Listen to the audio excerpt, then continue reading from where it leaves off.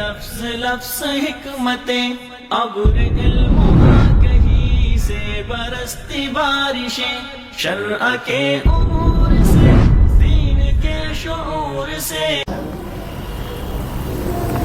وَمِن شَرِّ حَاسِدٍ إِذَا حَسَدَ، اور حاسد کے شر سے جب وہ حسد کرے، حاسد کے شر سے جب وہ حسد کرے۔ کیسا جامع لفظ ہے، حاسد، حسد۔ بہت ظالم انسان ہوتا ہے حاسد۔ امام ابن قیم الجوزیہ رحمہ اللہ تعالی لکھتے ہیں کہ بعض حاسد ایسے ہوتے ہیں، ان کی آنکھوں سے، ان کے وجود سے ایسی لہریں، ایسی شعائیں خارج ہوتی ہیں۔ ہمارے ائمہ کتنے عظیم تھے اس دور میں، امام ابن قیم الجوزیہ رحمہ اللہ یہ بات لکھ رہے ہیں کہ جو محسود کے لیے نقصان دہ ہوتی، اور اسی لیے نظر بد کا ایک علاج یہ بھی بتایا گیا ہے کہ جو نظر لگانے والا انسان ہے، عائن، اگر پتہ چل جائے کہ اس کی نظر لگی ہے تو اسے کہا جائے کہ اپنے اعضاء کو مخصوص انداز میں دھو کے وہ جو پانی ہو اس کے جسم کا، اس کے ساتھ جس کو نظر لگی ہے وہ نہائے، اس سے اللہ اسے شفا دے گا۔ یہ اللہ کے پیارے نبی علیہ السلام کا بتایا ہوا نسخہ ہے۔ اس کا طریقہ کار تو اہل فن ہی بہتر بتائیں گے کہ اس حدیث پہ عمل کا کیا طریقہ ہے، وہ علیحدہ تفصیل کا متقاضی ہے۔ میں صرف اس طرف اشارہ کرنا چاہ رہا ہوں کہ امام ابن قیم الجوزیہ رحمہ اللہ لکھتے ہیں کہ اس کی مثال ایسے ہی ہے جیسا کہ علاج بالمثل کیا جا رہا ہے۔ اسی کے جسم سے لہریں خارج ہو کر معیون اور محسود پہ اثر انداز ہوئی تھیں، اور اسی کے جسم سے اب لہریں خارج ہو کر اس کے علاج کا ذریعہ بھی بن جائیں۔ وَمِن شَرِّ حَاسِدٍ إِذَا حَسَدَ، اور حاسد کے شر سے جب وہ حسد کرے۔ اگر پتہ ہے تو یہ بھی علاج ہے، اگر علم نہیں ہے تو انشاءاللہ یہ سورۃ الفلق بھی کافی ہے۔ وَمِن شَرِّ حَاسِدٍ، ہر حاسد کے شر سے، وہ کوئی بھی ہے، معلوم ہے یا مجہول، اسے ہم جانتے ہیں یا نہیں۔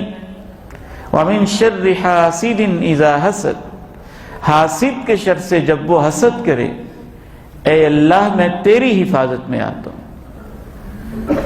حسد بہت ظالم چیز ہے۔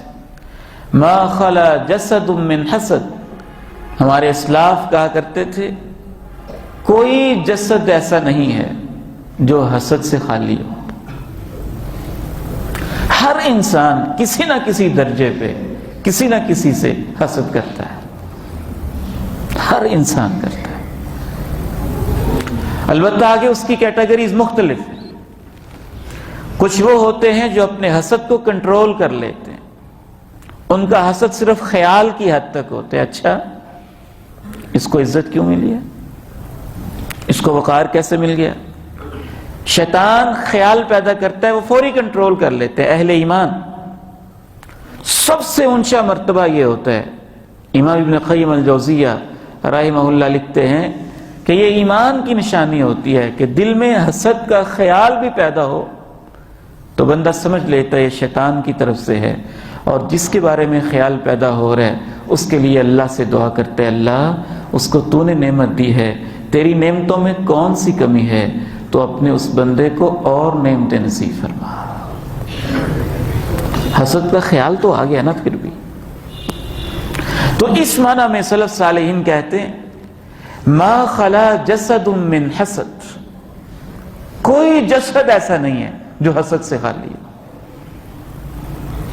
کسی نہ کسی سطح پہ شیطان بڑا ظالم ہے، وہ یہ خیال پیدا کر دیتا ہے اور جب پیدا ہو تو سب سے اعلیٰ مرتبہ ایمان والوں کا مرتبہ یہ ہوتا ہے کہ وہ فوری طور پہ اس کا مداوع کرتے ہیں اور فوراً جس کے بارے میں حسد پیدا ہوا ہے اللہ کے فضل کو یاد کر کے اس کے لیے دعائے خیر شروع کر دیتے ہیں. اللہ وہ میرا بھائی ہے، تیرا بندہ ہے، تیرے فضل میں کیا کمی ہے؟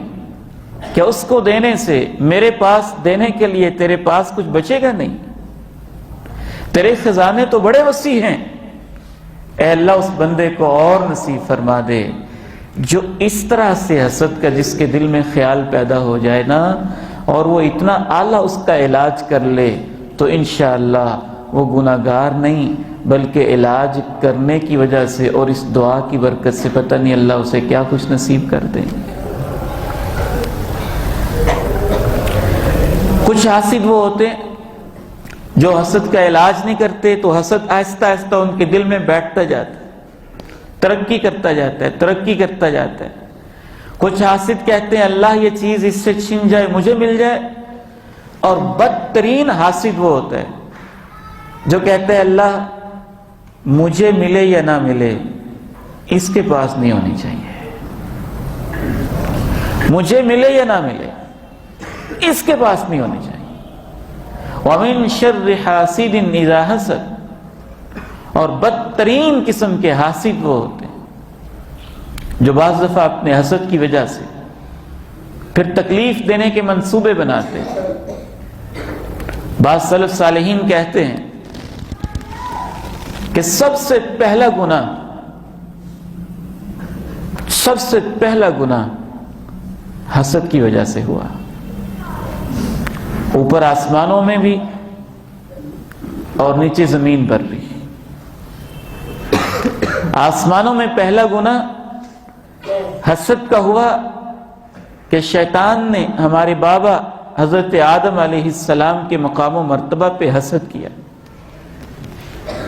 اور زمین پہ پہلا گناہ بھی حسد کا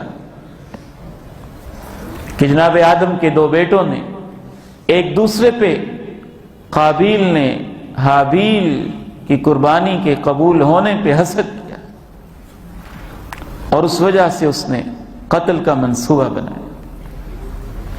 وَمِن شَرِّ حَاسِدٍ إِذَا حَسَدَ، اور حاسد کے شر سے جب وہ حسد کرے.